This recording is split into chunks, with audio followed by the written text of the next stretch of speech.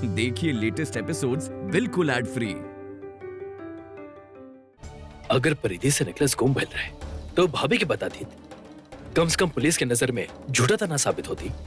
जी हमरा लागेला कि हमने के एक बार परिधि से साफ साफ बात कर लेवे के चाहिए, जानी ताकि आखिर बात का बा।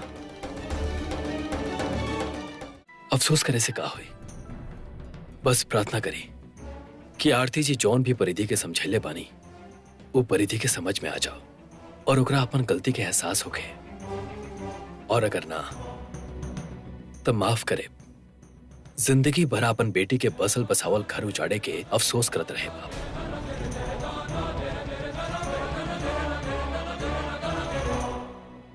इला टैबलेट अभी ला, आराम मिल जाए। प्रतीक पहले हमने के चेक इन कर लेते नहीं के ना। परी अभी तो बहुत देर बा, इतना जल्दी का बात होके। प्रतीक तू तो जाने रहना हमार नेचर आगे बढ़ल ही हमार जिंदगी है, और वक्त से पहले पहुंचल अचीवमेंट कहलावेला। लागत बा तोहार टीचर ई चीज तो के बहुत अच्छा से सिखौले बा। काल करे सो आज कर, आज करे सो अब। चला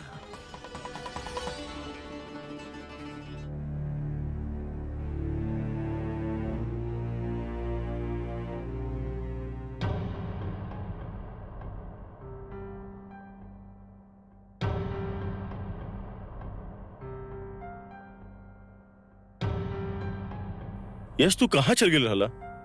काबिल भैया आखिर बात का बा। वो इंस्पेक्टर राठौर के फोन आयल रहे, वो बतौले कि विधि जो हार पहन के रखले रहे वो पॉलिश कइल ना बल्कि नया रहे, और जौन हार ओकर हाथ लगल बा वो विधि के हा। सुबह 10 बजे लोग आ रहल बड़े विधि के गिरफ्तार करे खातिर। अभी बाबूजी सो रहल बड़े, हमरा पास हिम्मत नहीं कि उनका जगह के बचावे खातिर। यश हमरा समाज में आवाज दिखे कि हम का करी, और प्रतीक और परिधि के फोन लगा रहल में, लेकिन दोनों के फोन स्विच ऑफ आ रहल बा। टेक ऑफ होके से पहले स्विच ऑफ करे के कहां से उतरे वो लोग के।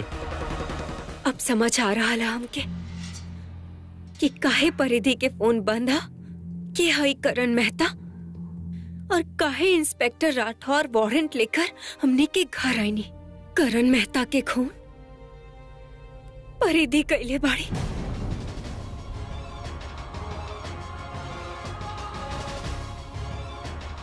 परिधि खून कैली? परिधि के करण मेहता से का लेहल देहल? करण मेहता फिल्म और टीवी प्रोड्यूसर है, परिधि ओकरा के जानत कैसे हुई? सबसे झूठ बोलकर परिधि करण मेहता के शो में ही काम करत रही। ये बात सिर्फ 2 लोग जाने ले, एक प्रतीक भैया और दूसर हम।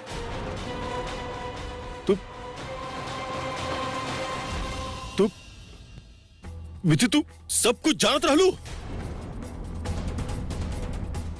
और जौन दिन करण मेहता के खून भाई, उस दिन परिधि हमारी नेकलेस पहन के शूट पर गई रहले।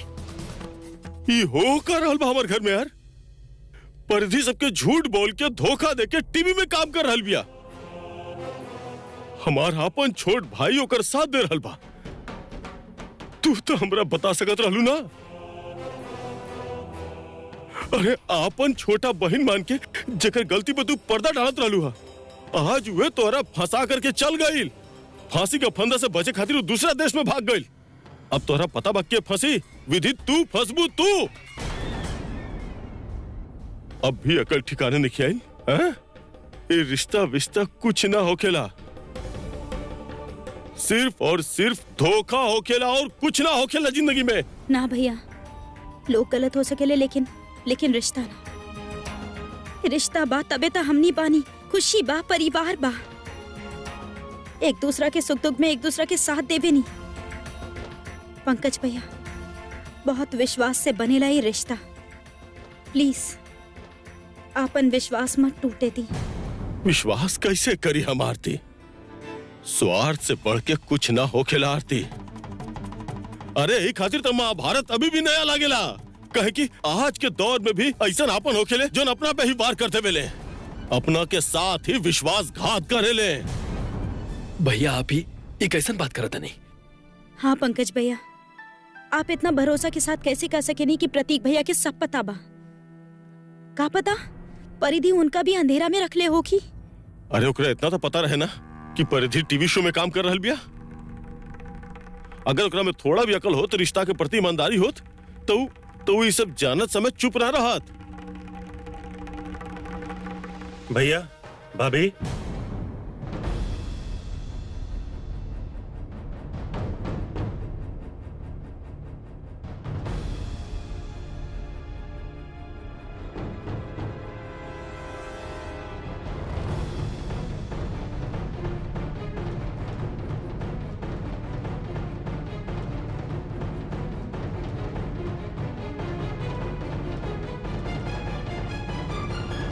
भैया, भाभी, हमनी के माफ कर दी। हमनी से बहुत बड़ा गलती होके जात रहल। आपसे, अपना लोग से सबके धोखा देके भागत रही हम लोग। वो तो अच्छा भल की आरती भाभी ऐन वक्त पर हमनी की आंख खोल दिली ना था। हाँ भाभी, आरती भाभी यह एहसास ले ली कि परिवार के साथ का मायने रखेला, प्यार के असली मतलब का होखेला, आपनपन के कहल जाला, और जिंदगी में कितना जरूरत होखेला अपन के। हमके माफ कर दे भाभी, हमसे बहुत बड़ी गलती हो गई। अपने आप के बचाए खातिर हम करण मेहता अगर खून कर दिया नहीं। हमके माफ कर दी भाभी, हमके माफ कर दी, हमके माफ कर दी। रहदा बंद करई माफी मांगे के नाटक। परिधि तोहारी हाथ केहू के खून से रंगल बा। कातिल बाड़ू तू। हम अभी इंस्पेक्टर के फोन करता नहीं और उन लोग के बताओ तनी कि असली गुनहगार के बा। रुक जाई भैया, भैया प्लीज, परिधि के अपन कैला के पछतावा बा। हमनी के ओकरा पर यकीन करे के जाए। हाँ पंकज भैया, अगर परिधि चाहता तब प्रतीक के हमेशा हमेशा खातिर स्वीडन ले जाती, फिर कबो वापस ना आई थी। माना तानी परिधि बहुत बहुत बड़ा अपराध केले बाड़ी। बाकी ये भी तो हो सकेला ना कि एकर पीछे एकर कोनो मजबूरी होके, और हमनी के फर्ज बनेला कि हमनी मुश्किल घड़ी में परिधि के साथ दी, ओकर सहारा बनी। प्लीज पंकज भैया। भैया, आप भी तो हमार कितना सारा गलती के माफ कर ले बानी। प्लीज परिधि के माफ कर दी। भैया वो हमनी के छोटी के पत्नी ही आ, हमनी के घर के हिस्सा भी है भैया। प्लीज भैया परिधि के माफ कर दी।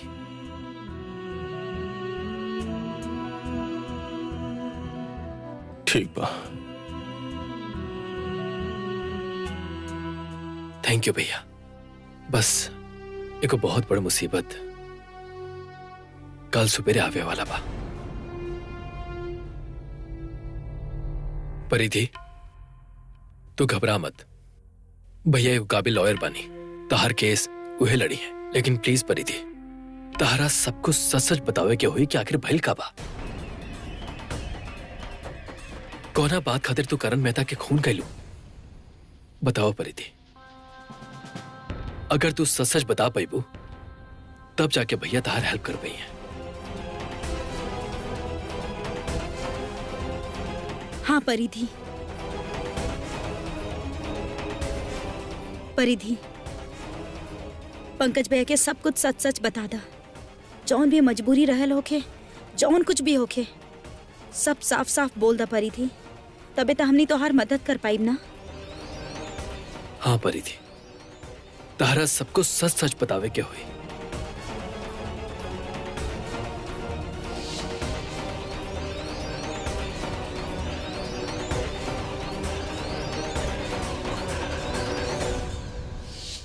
का करी हम?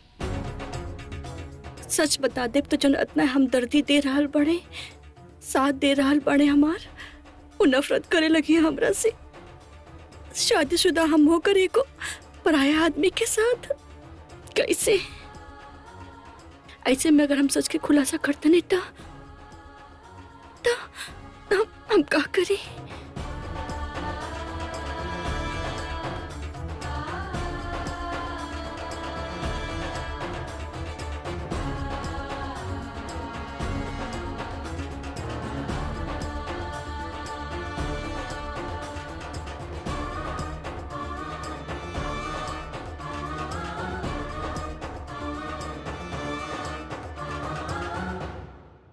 करण मेहता हमके अपने शो में काम करे के ऑफर देलस।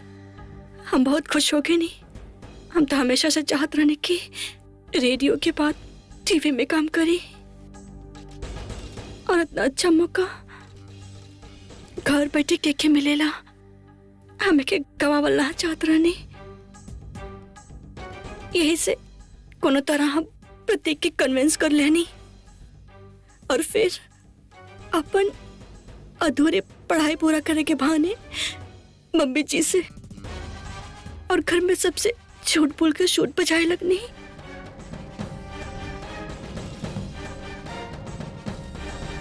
और एक दिन शूट पर डोंट टच मी, जा यहाँ से, अभी के अभी जा यहाँ से। I said don't touch me.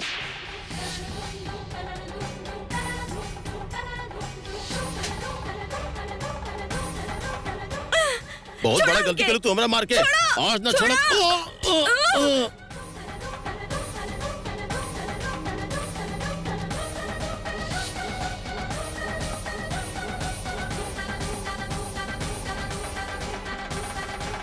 परी, वो तो के हाथ लगौलस, तुझसे बदतमीजी केलस। प्रतीक, हमके ना पता रहा कि वो चोट से वो मर जाए। दूसरे दिन हम जैसे ही सबके बतावे वाला रहनी, न्यूज़पेपर में आकिल की करण मेहता के मर्डर भइल बा।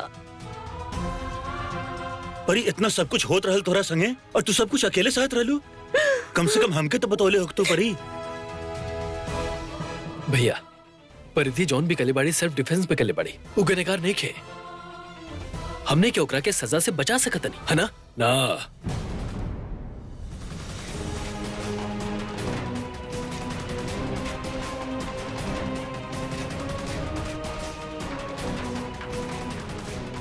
एकरा के सजा मिले के ही चाहिए।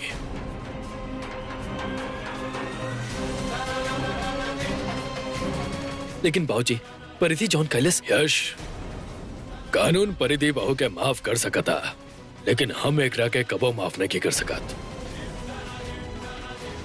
पहले भी चोरी छुपे रेडियो के नौकरी करत रहे और हमरा मना कैला के बावजूद एक कौनो सीख ना लेलस।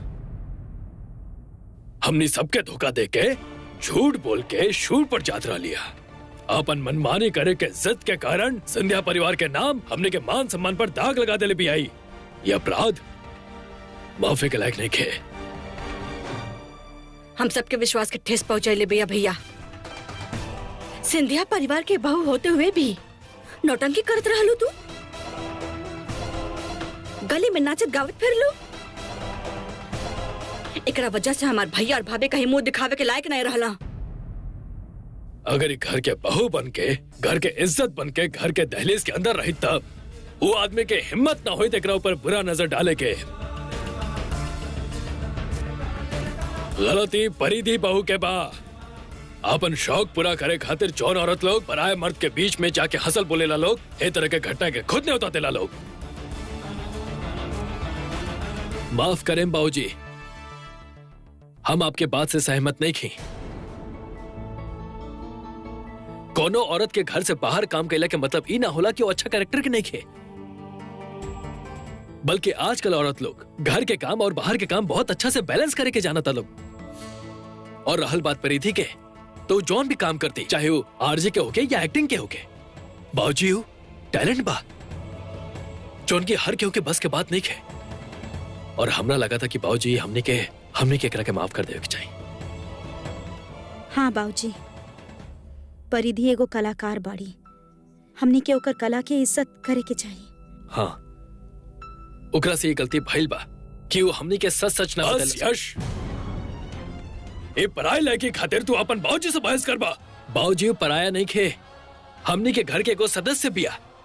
अगर आज हमारे को बहन रहित या आपकी कोनो बेटी रहित, अगर ओकरा से कोनो गलती हुई बाबूजी, तो का आप यह करती, ओकरा के माफ ना करती? ना, बिल्कुल ना।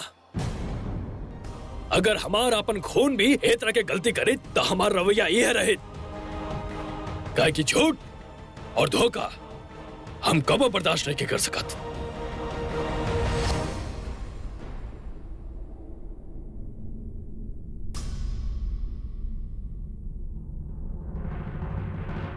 कल पुलिस आके गिरफ्तार करके ले जाइए एकरा के और भुगती आपन कैला के सजा। बाबूजी, बाबूजी प्लीज ऐसा मत करी, माफ कर दी हम दोनों के। बाबूजी, बाबूजी परी हमार पत्नी भी है, हम बहुत प्यार करनी उसे। बाबूजी झूठ सिर्फ परी ही ना बल्कि हम भी सबसे बोलनी। बाबूजी प्लीज परी के बचा ली ए वक्त। ओके हम सबके साथ की जरूरत बा बाबूजी, प्लीज। हम अभी काले रानी के हमरा के झूठ और धोखा बर्दाश्त नहीं है, चाहे वो हमारा अपन खून ही कहना होके।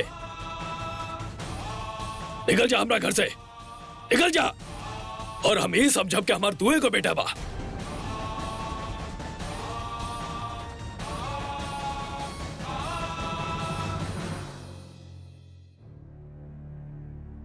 बाबूजी तमानत नहीं की यशी, पुलिस भी कल आ जाइए। अब का कल जाए हमनी?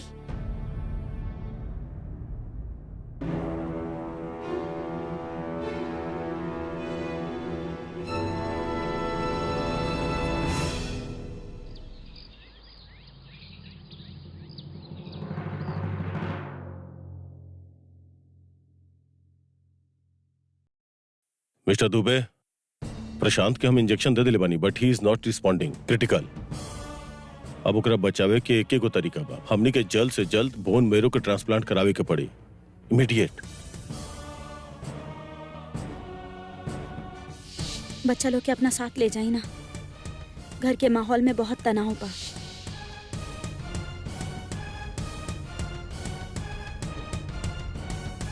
डॉक्टर साहब, हम अपन बेटा के सही सलामत देखल चाहते हैं, ओकरा मरत नहीं देख सकत। हम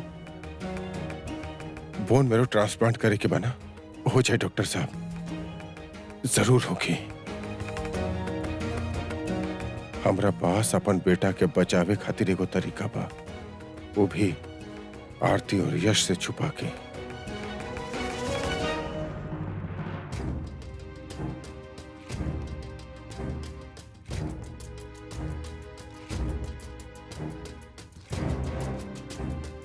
यश जी, 9:30 बज गए बा।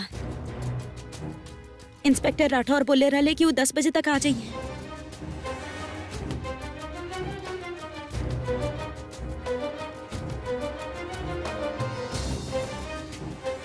भैया, पुलिस के आवे से पहले हमने के जमानत के पेपर तैयार करे के हुई।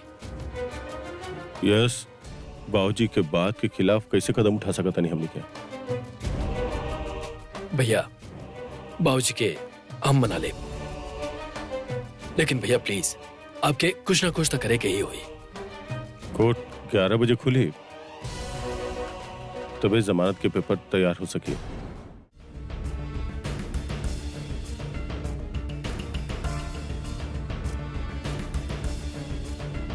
हेलो मिस्टर सिंधिया, आपके पत्नी मिसेज विधि सिंधिया के करण मेहता के मर्डर के इल्जाम में हम गिरफ्तार करे आयल बनी। इंस्पेक्टर साहब,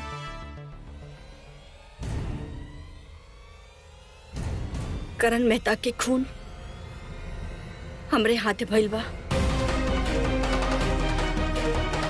आपके तारीफ। हम मिसेस परिधि सिंधिया, एक घर के छोट बहू, मर्डर वाले जगह से आपके जौन नेकलेस मिला ना, वो विधि भाभी के ही हो। पर ओ दिन ओकरा हम शूट पर पहन के गल रहनी, इंस्पेक्टर, परिधि जॉन भी कले बाड़ी सेल्फ डिफेंस में कले बाड़ी, एकर कोनो गलती नहीं है। देखिए मिस्टर सिंधिया, अब सारा बात कोर्ट में ही होगी, सही गलत के फैसला भी। हमार ड्यूटी खाली आरोपी के गिरफ्तार कइल बा। अरेस्ट हर।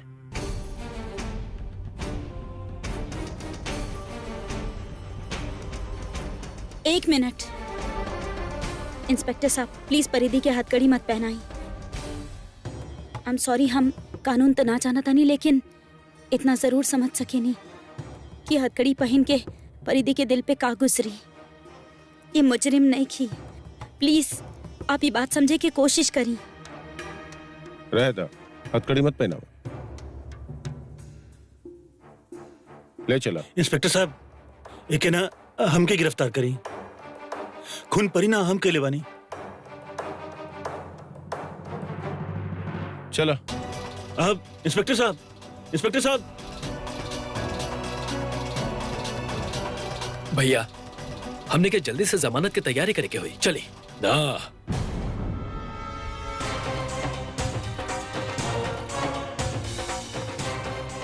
केहू कहीं ना जाए।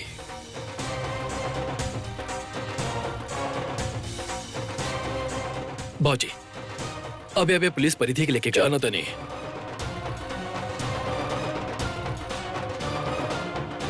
हम कल रात के अपन फैसला सुना दे ले रहनी। लगता तारा हमार बात समझना है।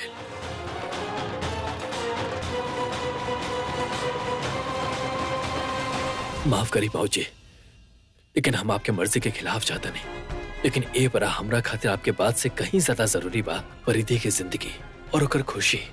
चिंता ओलो के कल जला यश जे ओकर लायक होके। तार छोट भाई और ओकर पत्नी का गलती कले वालो जाना तरह न तू। हाँ बाबूजी, हम जाना था नहीं, लेकिन बाबूजी गलती था हम तीनों भाई से भी होत रहे ना। आपके याद बा जब हम तीनों भाई छोट होत रहनिया और जब हम लोग बहुत सारा बदमाशी करत रहनिया, तो आप हम तीनों के कान पकड़ लेत रहनिया और कहत रहनी कि दोबारा ऐसा गलती मत करिया, और हमने के आप माफ कर देत रहनिया। हर गलती के माफी ना होला यश। परिधि बहू बार बार समझाला के बावजूद भूल पर भूल कले बड़ी। बाबूजी,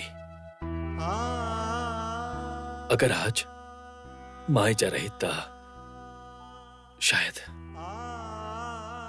आपके मना लेती।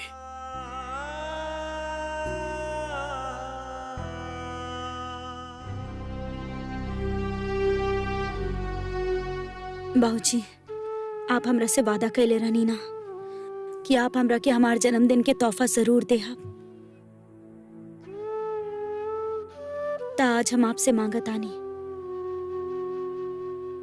हमरा के तोहफा में ही आज्ञा दे दी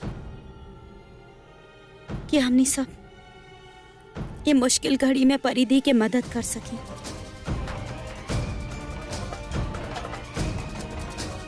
ओकरा हमनी के साथ के जरूरत बा। प्लीज बाबूजी।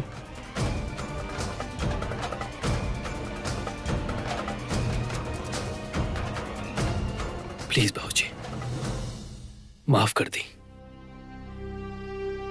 प्रतीक और परिधि के जिंदगी के सवाल बा। प्लीज बाबूजी।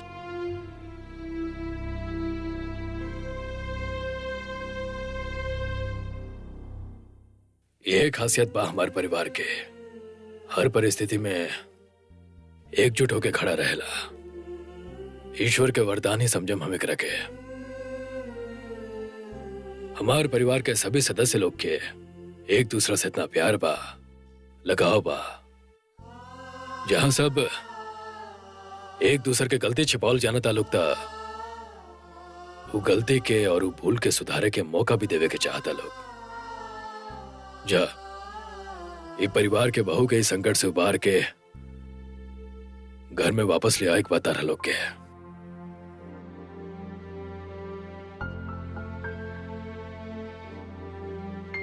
भैया, जमानत की तैयारी करे के हुई, चली। प्रतीक चला। भगवान करे परिधि के जल्दी से जल्दी जमानत मिल जाए।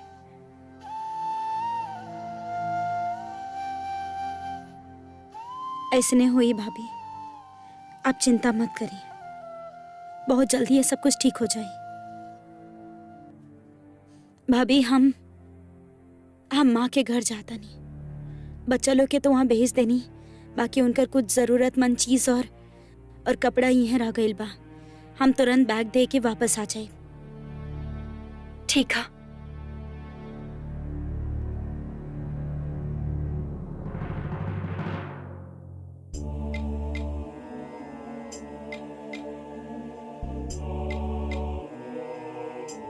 प्रशांत जब हॉस्पिटल से घर आए तो अंश से का कहा हम के हो हमार घर में का कर रहा।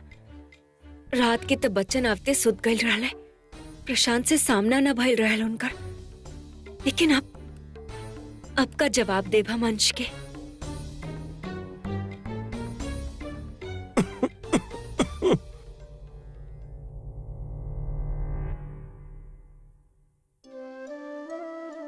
प्रशांत,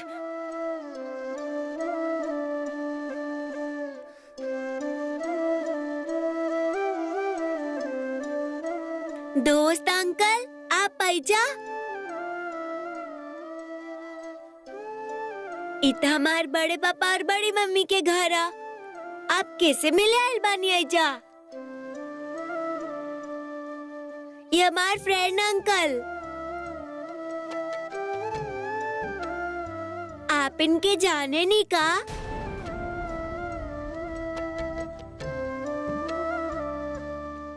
हाँ हाँ बेटा, जानब कैसे ना, हम यही घर में तो रहे नहीं, किराएदार बने ना हम, यहाँ पे किराए पे रहेंगे। वेरी गुड, फिर तब बड़ा मजा आई। हमने भी सैटरडे संडे की छुट्टी पर बड़ी मामा के घर आयल बानी। चला ना अंदर फुटबॉल खेलल जा। चला ना, चला ना, चला ना, चला ना, चला ना, चला ना। अंश, जिद मत करा। इनकर तबीयत ठीक नहीं है बेटा। अरे ना बाबूजी, हम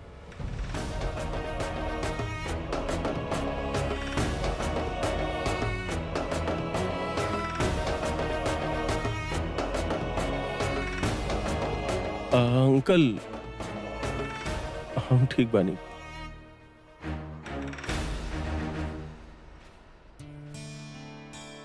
चला खेला जाए। चला।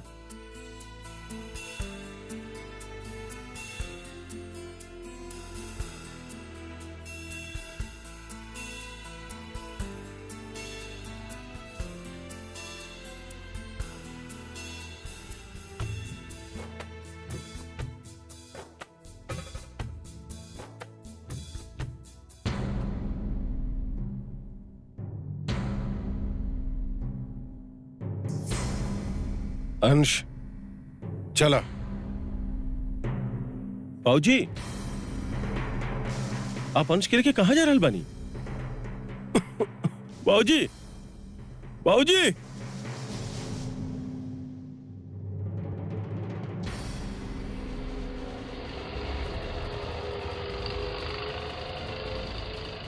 हमने रिक्शा में गोल मार्केट जाए बड़े पापा। हाँ बेटा। रुकी, कहा कर रहल बानी आप? कहाँ जा रहल बानी? ऐसे जज्बात में बहके जल्दबाजी में आप जो फैसला ले ले बानी वो सही नहीं खे। सोचे समझे के वक्त नहीं क्या प्रशांत, और हम जो फैसला कर ले बानी ओकरा के बदल नहीं सकत। रुकी, प्रशांत, प्रशांत, प्रशांत ये का कर रहल बड़ा तू? प्रशांत हमार बात तो सुना तू। प्रशांत, प्रशांत, प्रशांत सुना, हमार बात सुना। रुको बेटा।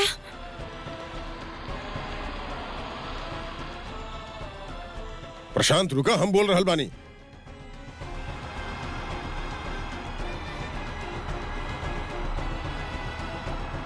माँ बाबूजी,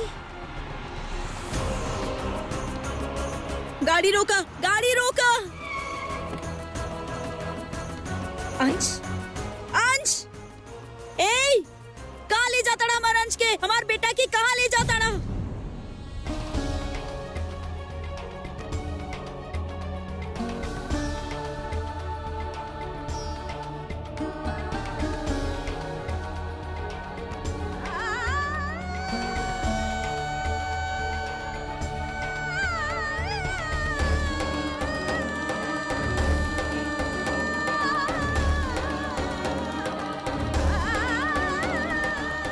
तो हर चाल चलन देख के तो हमके तोरा पे शक हो रहा बा कि जौन बच्चे के तू हमार कहलू हमार हा भी कि ना। न जाने केकर गंदा खून बाऊ हरामी।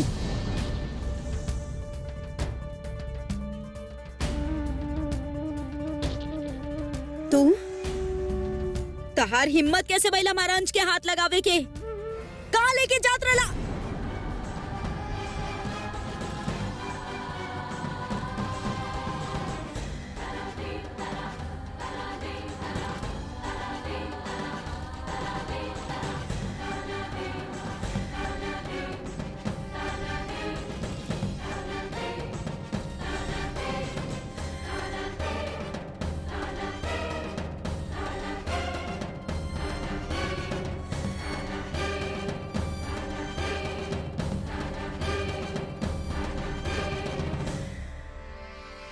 मम्मा, आप अंकल पे गुस्सा काहे कर रहल बानी?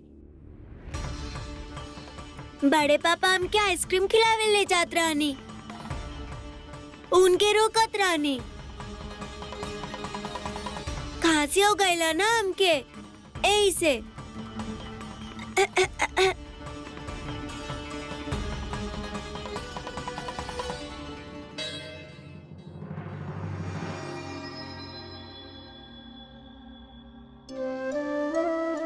मम्मा, अंकल बहुत अच्छा बानी। ये तो आपके हेल्प कर ले रानी, आपके हॉस्पिटल ले गल रानी, हमरे साथ फुटबॉल भी खेले रन। और पता बा, बड़ी मम्मी के घर ही रहे नी, इनकर किराएदार बानी ना।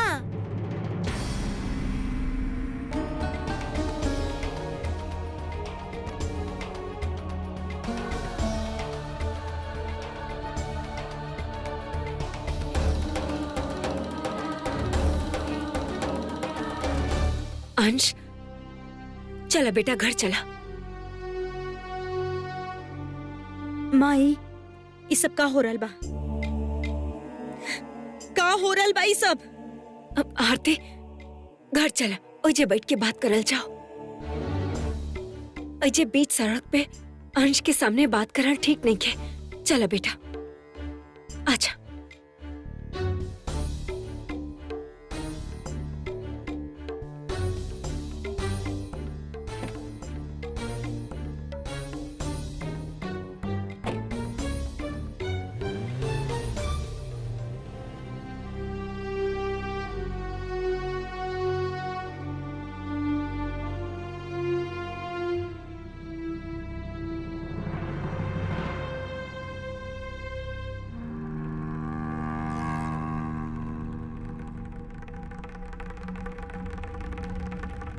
काहे रे हीरोइन, के ठिकाने लगा के आइल बड़ू? हाँ, हमरा से आँख चुराइबू?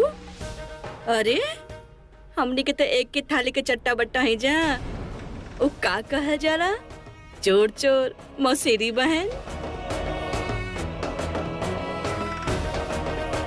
इंस्पेक्टर साहब, आप हमके अरेस्ट कर रहे हैं, लेकिन परी के छोड़ दी प्लीज। भाई साहब, ये तरह से मेहनत करे से कुछ ना होके वाला बा।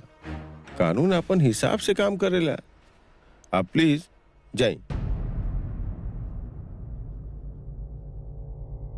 ये पर्दी के जमानत के पेपर्स बा इंस्पेक्टर, क्या ओकरा अब ले जा सकता नहीं?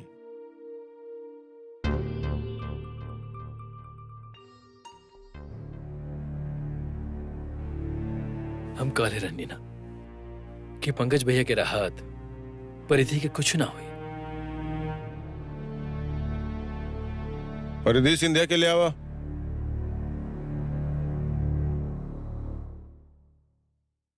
वकील साहब, जमानत तो आप करवा लेनी, लेकिन ये केस अब और भी ज्यादा उलझ गई बा। जौन स्पॉट बॉय सबसे पहले पुलिस के ई केस के बारे में बतौले रहे, ओकर 2 दिन पहले एक्सीडेंट हो गई और हमार शक बा कि एक्सीडेंट भइल नहीं किया, जानबूझ के करवावल गई बा।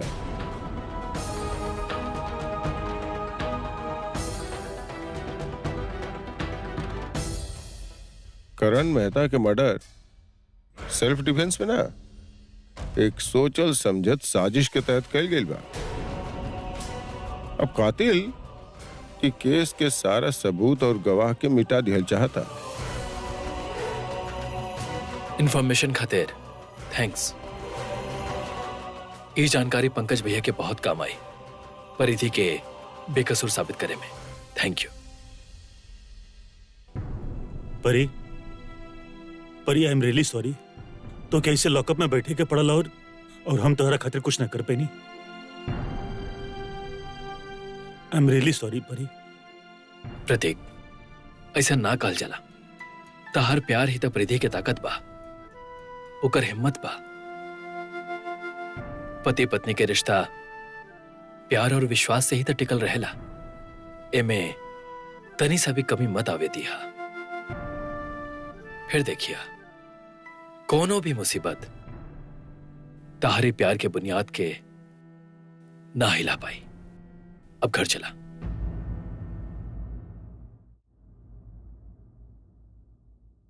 इंस्पेक्टर साहब, बस एगो छोटा सा रिक्वेस्ट बा। मीडिया के केस से दूर रखे।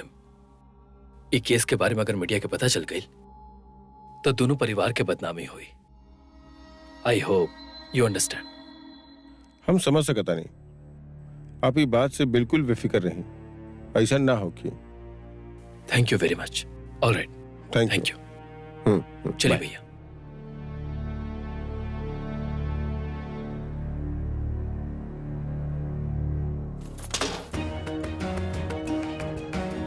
पहले हमार पीछा करते ललितपुर आ गए, हमार जान बचावे के नाटक कैला, और आज हमारा अंश के हमरा से छीन के ले जात रहला।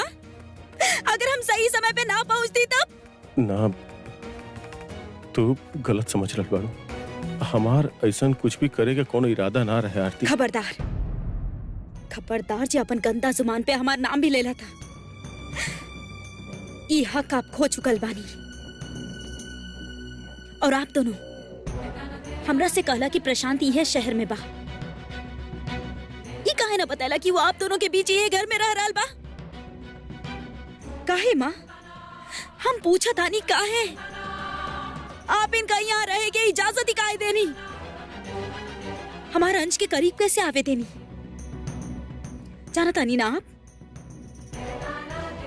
कि हम इनकर परछाई भी ना पड़े देवे चाहे नहीं अंश पर? फिर काहे हमरा से काले रनी आपके प्रशांत बदल गए बाड़े? आपन गलती के पछतावा बा उनका के? अब देख लेनी अपन आँख से कितना बदल गए बाड़े और कितना पछतावा हुआ इनका के।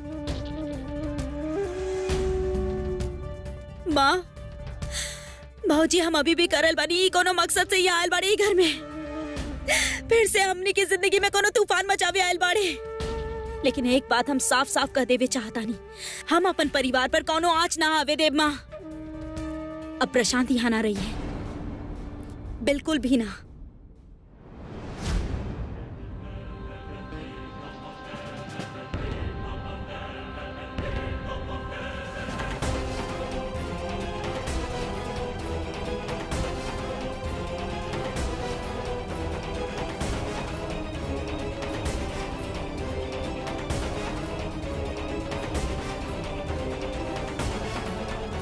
चल जाई यहाँ से,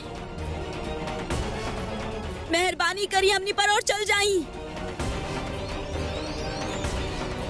जा प्रशांत, जा, जाई। आरती, रुक जा।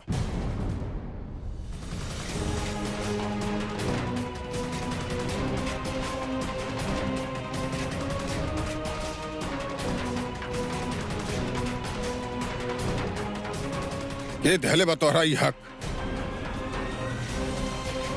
प्रशांत हमनी के बेटा हा, और हमरा घर से बाहर निकाले के हक के दहला सा तोहरा।